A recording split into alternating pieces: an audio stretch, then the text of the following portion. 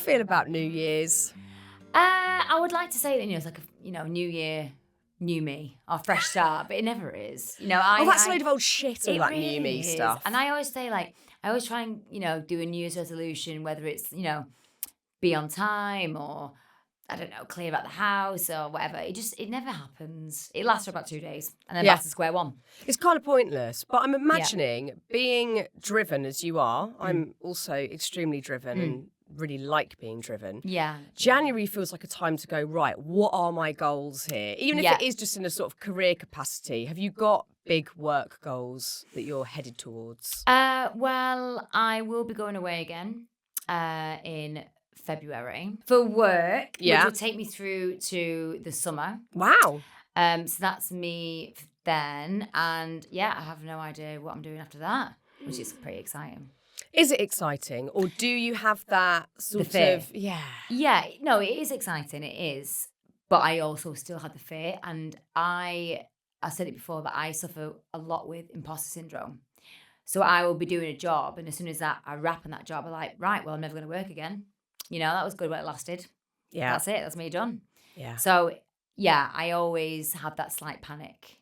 No matter what I've finished, or, if I'm going to go on to something else, I always have that slight panic. I think this industry breeds that sort of insecurity. I think maybe more specifically for women, often you're sort of pitted against other women. I'm not talking about you necessarily, but all women are sort of pitted against other women. I agree, And that makes you sort of get slightly feared up. And obviously the nature of the job is you get some jobs and you don't get some jobs. How have you taken rejection over the years? I think I take it pretty well. I think, like I said, I came into this industry quite late.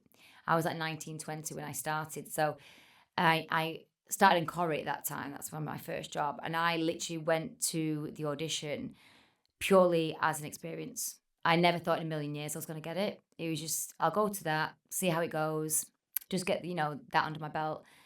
And then I got the job. So for me, it's one of them where I feel lucky when I get any job. And when the job doesn't come in or there's a no, I just think, well, that wasn't for me. And I move on from that. I don't take it as a personal, attack on me. That's so healthy. Thank God. Thank God. Yeah. I think I've got to that place now where I can probably reason with my own mind and say, okay, this isn't necessarily that you're flawed or there's something wrong with you. But I think in my 20s, oh my God, I think I took everything so personally. Yeah, I think it's different when you're 20s. I think when you come into your 30s, especially late 30s, I think... I'm in the decade after that, babes. I'm bedded in now. The best years of your life. But I feel like you know yourself better. Yeah. And you can't take things personally. And, something it feels big for you isn't necessarily big for everyone else. And you have to move on. Otherwise, it's just going to be embedded in your head and it's going to get you down. It does. And I think it gets sort of really stuck in your brain. It can be one of those things that drags you down when it doesn't necessarily need to. But I mean, you have had, like last year you worked relentlessly and you did some amazing projects. You finished the year with the Brassic Christmas special. Yes. Good fun? It was so much fun. And I worked with Imelda Staunton, who I'm a massive fan of. A massive fan of her. But and it's always fun doing Brassic. It's like going home for me. So, in between I do these other jobs, which can be quite, tense or, I could be working away abroad. But then when I come home to do Brassic, it's just light-hearted comedy and I have so much fun. And everyone that I'm working with, we have just such a laugh. And I feel very lucky to be part of that. I mean, I'm so glad you're saying that because when you watch it, you feel there's that sort of sense of camaraderie between you all together. And also it's got that amazing magic of it's laugh out loud funny, but it's cliffhanger drama. It's got the both going on. Is that what attracted you to the show in the first place? Why do you love Erin? Well, for me, I've never done comedy before. So Brassic was my first comedy job. And I remember that I got sent the script and I remember reading it. I was laughing out loud. And that's very rare that happens. You can have a bit of a laugh to yourself and you can flip through the scripts. But with Brassic, I was really, really laughing. And I was like, this is my, sense of humour. And I just wanted to be a part of it. And for Erin, I know so many Erins. I could relate to Erin. Obviously, I haven't got a child, so I'm not exactly like Erin, but I could relate to her. trying to do well. She's from a small town. Everyone knows each other. My dad was like a chairman of a social man's club. I used to work behind the bar.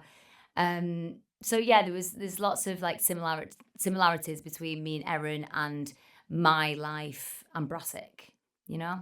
Also, the show really cleverly touches on mental health because Vinny's got bipolar and it's never preachy. It's just part of the storyline worked through the series. And also Joe, who plays Vinny, has bipolar in real life. And I've read several of his interviews where he's talked about it really openly and in just a really grounded way. Has that led to conversations on set about mental health? Absolutely. I think, you know, the beauty of Joe, he's the exec producer as well. And the show was based about him and his life.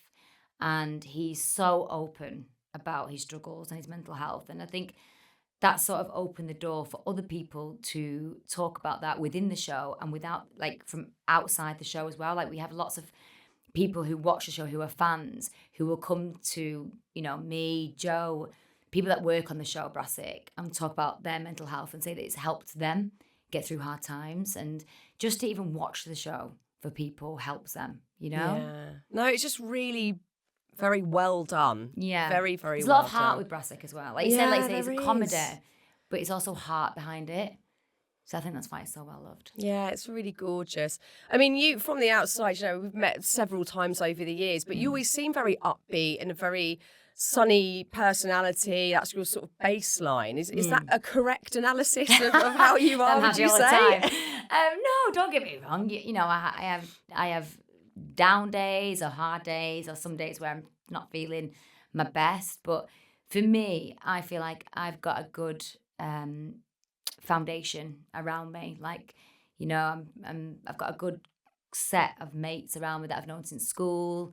And if I need like topping up or I'm feeling a bit low, I'd speak to them. And I'm very lucky that, you know, I've got my mum there and I'm very close to my brother as well. So I feel like for me, I haven't married the industry. Do you know what I mean? And I feel like I've got a very solid foundation where I can put my foot in in the industry. I can work, I can do different jobs. But as soon as I'm out, I'm at home. It's back to normal Michelle. You know what I mean? So I think I'm quite lucky in that aspect. It's so important. It's so important, yeah. Like, I love that distinction of just getting into the house and my bra's off immediately. Absolutely. Like, it is off within seconds. Yeah. And I don't want to perform or think, just to be at home and settled. It's even like today, I've had like, you know, a busy day. I've had a premiere to go to today. I was dressed up and I had lots and lots of interviews. And as soon as that was over, I was like, right, tracksuit on. Yeah. Change your bra into my comfy bra. Sexy. But like, I'm wearing a comfy bra. You know what I mean? Like, I needed to feel myself again. And I'm not performing. I'm not at work right now. I am sort of, but I'm me. And I think maybe a few years ago, I probably wouldn't have done that. I probably would have come in a bit more glammed up and a bit more, you know, performance-wise. But no, I feel like over the years, I've learned what's important and I'm happy where I am right now. What about if your schedule gets too much? Obviously, you know, you're travelling a lot and filming days can be incredibly long and relentless. How do you make sure that you stay balanced during those times? I think it's just making time for myself.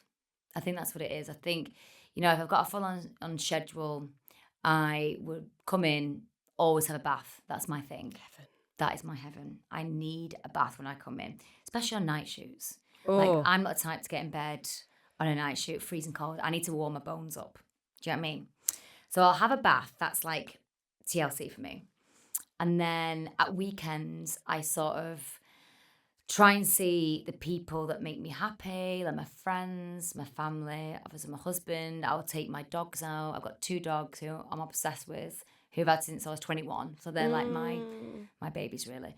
And I just spend, obviously in the week I can't see them because I'm working. So straight away on a Friday night, I'll go to my mum's, who's like their grandma. And I'll pick them up, bring the dogs home, and then I'll just have a weekend at home. I don't really do anything else. I like staying in. Same. I know, everyone thinks it's boring, but it's really not. It's the least boring thing. It's the least boring thing. I am a love really it. happy little hermit. Me too. I love, Me too. I love being at home. I never want to go anywhere because I know that being home is preferable. And Absolutely. I will be out thinking, why am I not at home? I know. And people always think that. I always thought when I was younger, would I get FOMO? You know, when you see people out, I Never don't had it. care. Nor do I. I don't care. I love it. I can't think of anything worse. If I'm on Instagram and I see that everyone's out at like some bash, I just think, thank God I'm not there. Me too. God, thank I'm God. not there. Don't want to be. Don't want to be. I don't want to be. No. I really, really can't be asked. I think over the years, sometimes, and this is certainly different in phases of my life. I'm now like very happily a hermit. But I think over the years, you can think, in this weird industry we're in, and we're in different portions of it, but it's still, moving in the same circles, strange world that it is, that you have to play the game, that you have to go to the premieres, you have to go to the parties, you have to go to the things. Do you feel any of that pressure? I used to, massively. Now I don't go anywhere, and that is through choice. Like, if I have any time off, that time off for me is quite precious. And I like doing what I like to do, and I like being at home. In my natural surroundings. Same. Do you know what I mean?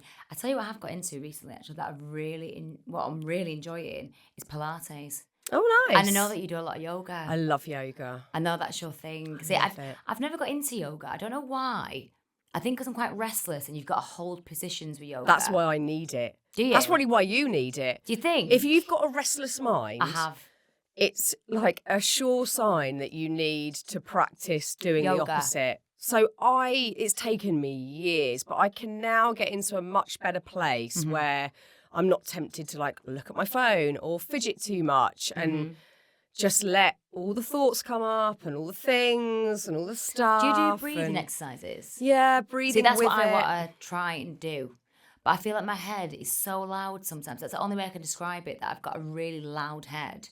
That when I am trying to do these breathing exercises or even trying to meditate, I can't center myself again. Yeah. So I need to try and learn how to do that. But it's really hard. I mean, it's really hard. I don't meditate that regularly anymore. I need to. It's one of those things. I'm like, get back on the wagon. Why are you not doing this every day? Because when I do it, I feel great. Do you? Do you feel it benefits you? I feel like it's game changing. So, like for instance, last week I was having the worst insomnia. I had this one night where my head was so loud, I could hear my own voice monologuing at me. Oh my God. My voice. I don't want to hear that any more than I already do. And then I had that song. Is it called The Carol of the Bells? That Christmas song. Oh, the Christmas one. It's quite horrifying, that song, isn't it? On a loop in my head. No, I'm sorry. No. And I was like, I'm going to jump out my own skin. I don't know what to do. So the next day, I was like, right, back to basics, simple changes. I made myself... meditate that day in the middle of the day. But how long do you meditate for? I only did about 20 minutes. It was a guided one online, really gorgeous, so I could focus more on what she was saying. Right, okay. And then I didn't let myself look at my phone past 8 o'clock, and I wrote a big list of all the stuff in my head before bed, and I slept. Did you sleep? It's game changing. Right, that's what I need to do then. You've got to do it. So when your head's loud, what is going on in there? Is it creative? Is it ideas? Is it worries? What's your flavour? For me, it's probably worries. Yeah. It's probably worries. And because I'm constantly travelling, not just abroad for work, but I'm up and down the motorway a lot. So I drive a lot or I get a train a lot. So I could be down south or I could be up north. And I feel like if I've done that the night before and then I get straight to bed, my brain is just constant. And then I'm thinking, what's that saying where you always think about what could go wrong. Yep. You don't think about what could go right. You always think about what could go wrong. And I think that's my biggest thing. I'm always worried about what could go wrong. You know? Is that more in your personal life or is that more work worries? I'd probably say work. Maybe some aspects of my personal, but it's more to do with work. And like I said to you before, I think I suffer with imposter syndrome so much that I overthink things, you know? Why do you think we all have imposter syndrome to a degree. Yeah. I think everybody, when you sort of meet big CEOs of companies or you see people on, TV talking about something, they're an expert. I think everyone's feeling it to a degree, but when it gets in the way, and I've certainly had periods where it has gotten in the way and I've thought, I don't deserve to be here or I feel completely out of place. It is really harmful. What do you think's driving it? I don't know.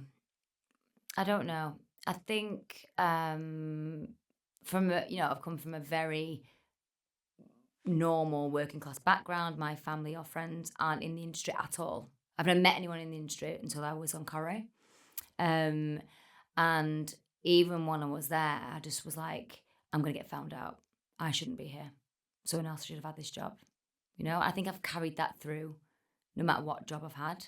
So maybe that's a reason. Well, I guess going from, you're a teenager living your life and then you're in the TV on the biggest soap on the telly with people that you've grown up watching on the TV. That's hard to process. That's a lot for your brain to get around. Yeah, and I think as well, growing up in the industry, people seeing you growing up as well, and the fact that I'm 36, I've changed a lot. My job, the way I look, everything, and everyone's got an opinion now. And I always find with this industry, I don't know what it is. I just feel it can be quite negative. Yeah. Of course. I mean, it's hugely negative. People don't want to read positive stories. They want to read shitty ones. It's constantly clickbait. Yeah. So. It's horrible. Have you got any coping mechanisms to deal with that? I just don't read it. Yeah. I think years ago I would, but now I don't. And I remember actually once so I think with me, I can deal with when it affects me, but when it affects my family, that's when it's hurtful. And I remember once I stepped out of a restaurant with my mum and we got pictured. And I remember my mum reading the article. Then I don't know why she did, because she shouldn't do. I told her not to. But she read the comments and that really affected my mum really bad. And now she won't walk out of restaurants with me because of that reason. You know what I mean? So it's like... I get it. It's horrible. It's horrible reading shit online. And people write stupid comments they would never say to anyone's face. No. And actually, we don't even know what's going on in their life, why they feel compelled to write something negative to a stranger. But it is horrible. And it does feel like a personal attack when people... everyone in the public eye has been through it. But I think... when it's family, it just feels like they didn't ask for that. It's unwarranted. Yeah, exactly. That's horrible for your mum. I know. As I've grown up in the industry, I have become a lot stronger now. And that's why I've sort of made a conscious decision as I have grown up and I have gotten older that I've kept a lot of my private life private. And that's been a conscious decision for me.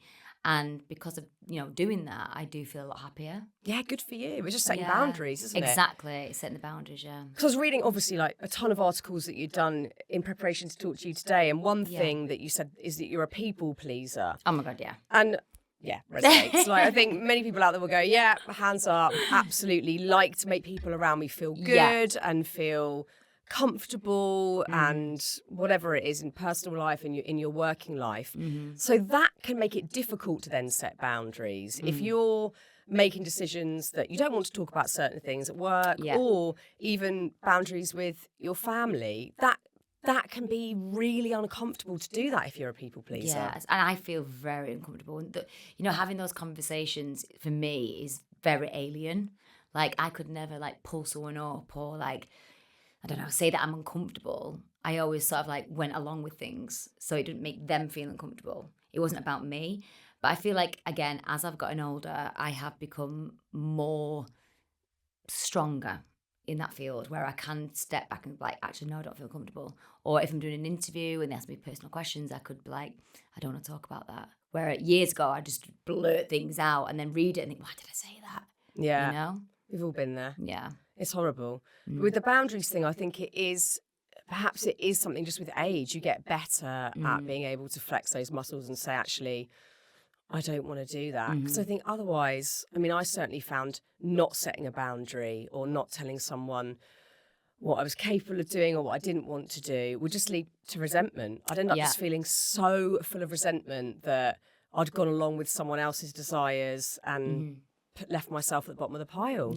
So you kicked off the year on the 1st of January with a brand new series that has been much anticipated, Fool Me Once. Yes. I watched episode 1. It freaked me out. Did it? In the best possible way.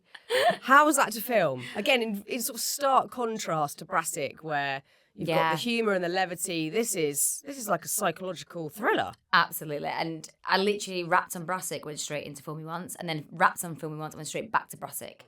So it's like total opposites.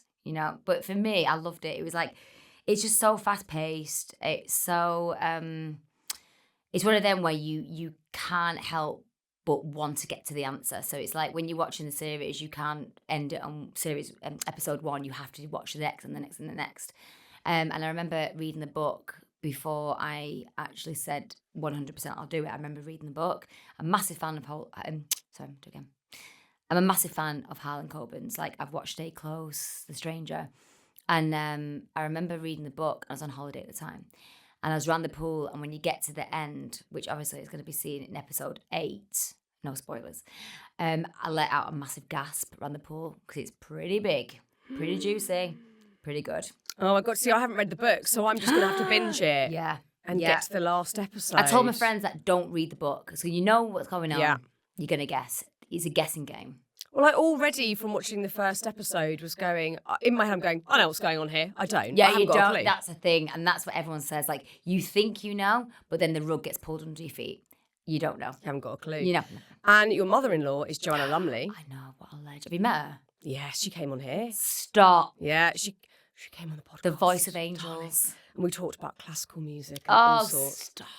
She's so incredible. Oh, my God. She's such a legend. It was literally working with TV royalty. Yeah. I couldn't believe it. Do you know what I mean? And she's so lovely. And it's like, I sort of gravitated towards her. One, she made me feel really uncomfortable.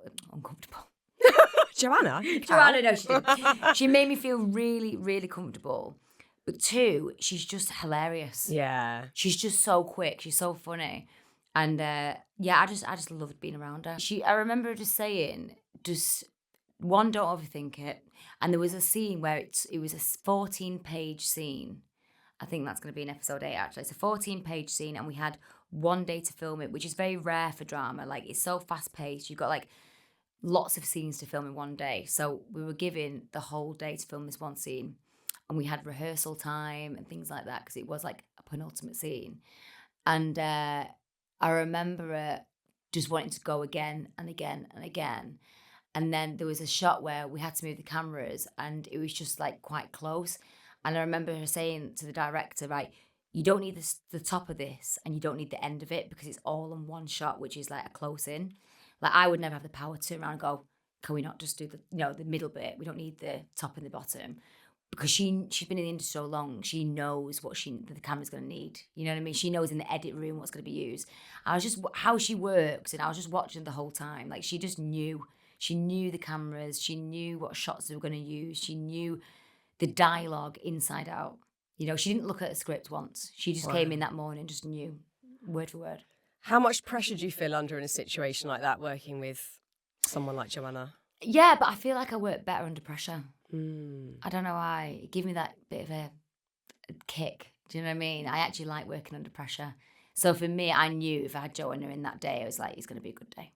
And what about learning a 14-page scene? How are you with, like, the focus that is needed? You're training your brain to do something that is it's extremely intricate. There's no room for, when I'm doing one of these podcasts, I can sort of waffle on in a roundabout way and find out where I'm going. But with this, it's every word is dissected, and it's not only the words you're saying, it's how you're saying, it's your facial expressions, it's where you're standing, the hit marks you've got to hit. How are you with all that? Yeah, that's the thing. I think when you've finished for the day, our day isn't necessarily done. Like, I need to go home and, I'll have my bath, which I need.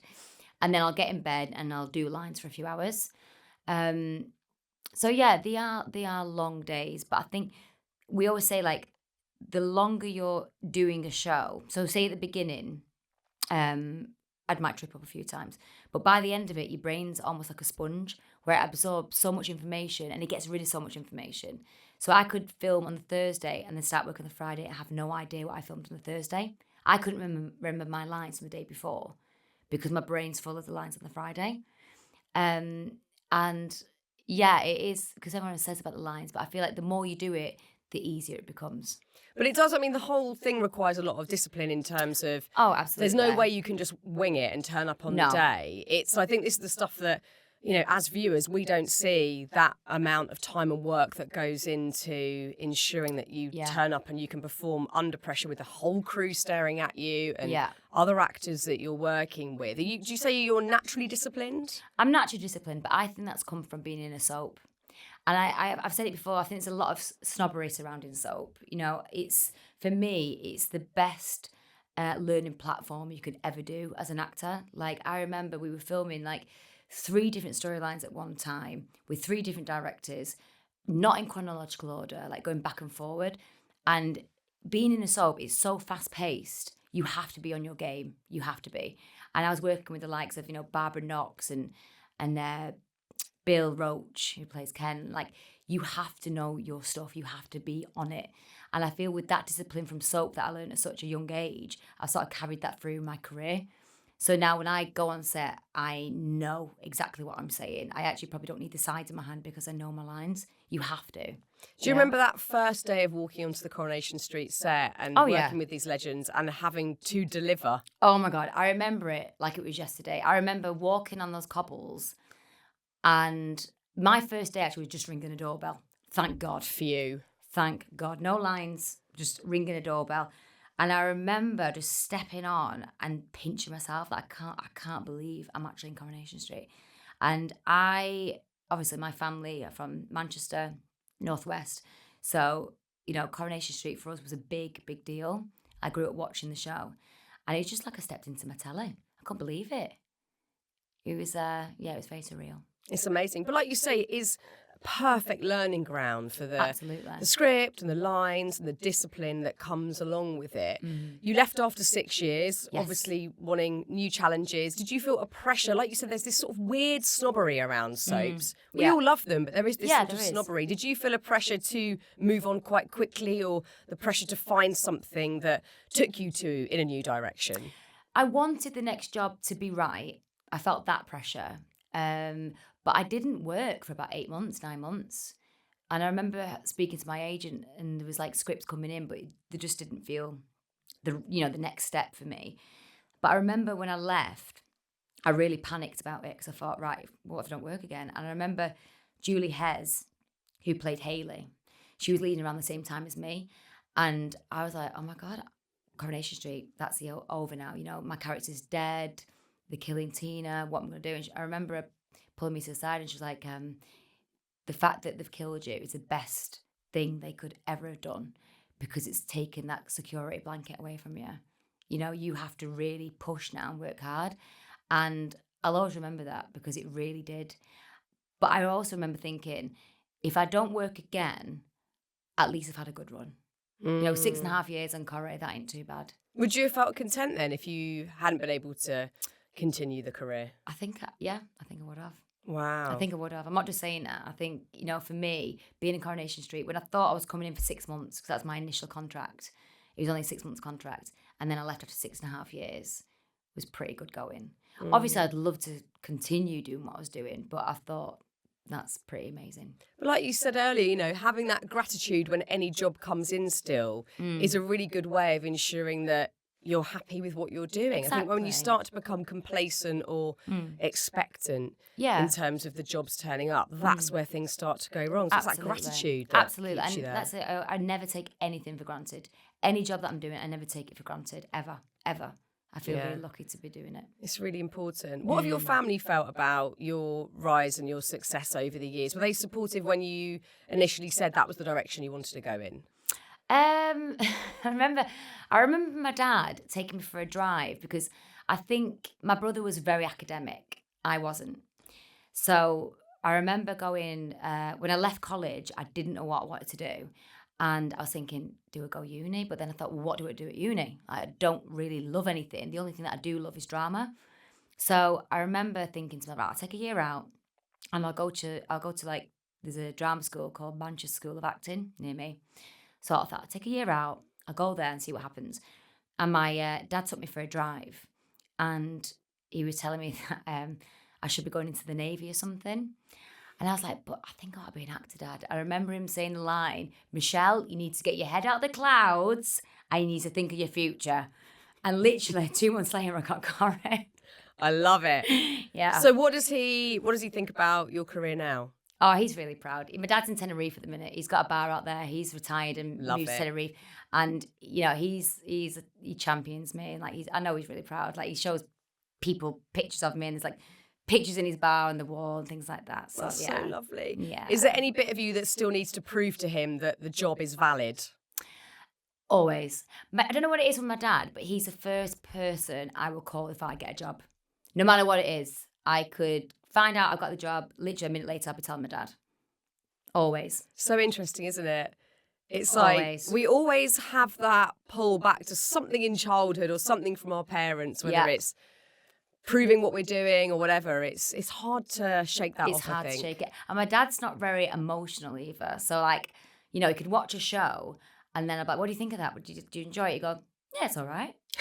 But then I'll hear him talking to his friends and, different story. Yeah, but it's like, I'm like a little girl, I still need that validation from him. Yeah, I think that's never going to go. We? Yeah. We all need that, especially in a weird job where there's no, you know, plotted out future plan and you are just sort of waiting for jobs and seeing what's coming up next. I think you just want to feel a level of safety in something. Yeah. Like you were saying, a foundation that keeps your baseline happy is your school friends. You're in a really healthy marriage. You've been married now for nearly 9 years. 9 years! Oh my God. I know, it's gone so fast. That's crazy. We were saying that the other day, it's going so fast, yeah. What do you think makes you compatible with Mark? I think just being best friends. I think just being friends and having that relationship. And I think we're really lucky where if I go up north, he comes with me if he can, and same with down south. So we're based down south, but we're constantly, if we travel, we go with each other. And I think that really works for us. Yeah. You know? I mean, you've had periods where you have been in totally different continents. How have you made it work long distance? There are plenty of people who have got partners who have to work abroad constantly or in the armed forces. And Absolutely. It's a real struggle. What keeps you on the right track? That's the thing. We're not the first to do it, you know, and it is a job thing. And like when I was in Australia, was it a year and a half ago? Oh, God, I don't remember. But yeah, when I was in Australia in Sydney, I had like 2 months alone, but then he'd come out and stay with me for 6 weeks. And it's just having and finding that time for each other. I think that's the main key, but also letting us have our freedom to do what we want to do career-wise. And it's worked for us. You know? Well, you're both happy doing what you want to do. Exactly. Super important. Also, I read recently that you love time on your own, which I am a big advocate of. Lone wolf. I need to be on my own to stay sane. I get so out-peopled. If I see too many people in a day, or it's just like busy in the house or whatever, I can feel myself reaching fever pitch. Like I'm going to explode. Mm-hmm. What do you need that time for? What do you do in that time? And how are you using that time to feel balanced? I use that time just to recharge. So say on a Saturday morning, I've been working all week, I'm really tired, but I will set my alarm early to get up and walk to Pilates. That's my new thing now. I go Pilates in the morning. After that, grab myself a coffee, sit there for 20 minutes, whatever, go on my phone, reading things, and then I'll come home and then I'll start the day. I just need that time for me on my own to recharge. I mean, that's trickier when you're in a bustling cast and on set working on a project. You still have to try and carve out those moments for yourself. Yeah, and I think, you know, I've worked, you know, the shows that I have done, like I said, we're all really close and we're all really good friends. And if someone takes themselves off to go and sit on their own, have a coffee, we sort of like respect that. They can do that on their own time and then come back to us when they're ready. And I sort of take myself off quite a lot just to be on my own. Yeah, heaven. And you like puzzles? Oh, I do. And people got into them through lockdown, but I didn't. I'm a fan. You're I've a always been a long-termer. fan. I'm a long-termer. I got it from my mum. What is it about puzzles? That's my downtime. I love puzzles. I think it's, again, you're not on your phone. You're not on your phone. I like having music on in the background or a series that I'm watching where I can hear it, but I don't have to look up. You know, like an easy, like, for example, Friends. Yeah. Just Friends in the background. So I know I can see it because I've watched it so many times. I could just hear it, but I'm looking down, doing my puzzle. That's my switch off time. What's the biggest puzzle you've done? I always do 1,000 pieces. Wow. Always, yeah. Yeah. I did one the other day, actually. They were quite big pieces. I think must have been 500, but I did it in a few hours. Wow. I know. Because I'm imagining that this thing is just sort of left on the dining room table and you're coming back to it here and there. But no, you're doing it in one. I've got a mat that goes under the sofa. Oh, you're serious puzzler. Oh, I'm serious. You've got puzzle mats. I'm serious. I didn't know they that goes existed. under the sofa. But I did do one the other day, the 500 on the table. That's why I finished it in the day, because I thought, I'm going to have to clean it up. Might as well finish it off. I mean, that is mindfulness right there. Absolutely. That's what you're doing. Yeah, it is. It is. That's my switch off time. I love it. Processing. Yeah. Yeah, it's so, so important. Wow, puzzling. Maybe I need to start puzzling. Have you never done it? Like, I've done a kids puzzle of, like, Oh, no. space. No. We did a kids puzzle of No. space, which had, like, 20 pieces. No, you need to do like 1,000 pieces, Big one. like a really calming scene.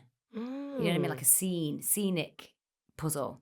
I'm interested with your Downtime. restlessness, how this is working out. If you're feeling like you've got a lot going on in your head, how have you got the patience? It just chills me out straight away. As long as I have a bit of something in the background, bit of music, or like I said, TV, and I'm not going to lie, probably a glass of wine. Heaven.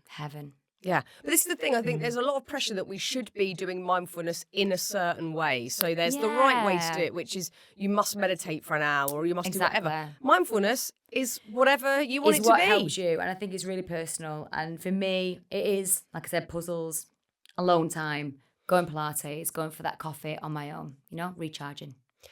Can you see yourself in this industry in 30, 40 years? Would you want that? Knowing how full on it is, knowing the pressure, the demands, the weirdness, social media and the press invasion, etc. Would you want to be doing it in the future? Well, now that I've sort of worked with Joanna Lumley, I'd probably say yeah, because look how fabulous she is. Do you know what I mean? And she's so positive and I love her energy, and she's been in the industry for years and she just seems really grounded and really happy. So yeah, I'd probably say she's like someone that I look up to.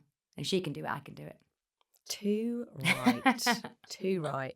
Your character, Maya, in Fool Me Once, she is dealing with a lot of big emotions. So she's got grief, injustice, rage. There's all sorts of stuff that you're having to channel. Is it easier to channel negative emotions versus positive ones? That's an interesting question. For me personally, you mean? Yeah. No, I don't like negative emotions. I don't handle them very well. I'm one of them that sort of brushes things under the carpet a lot of the time.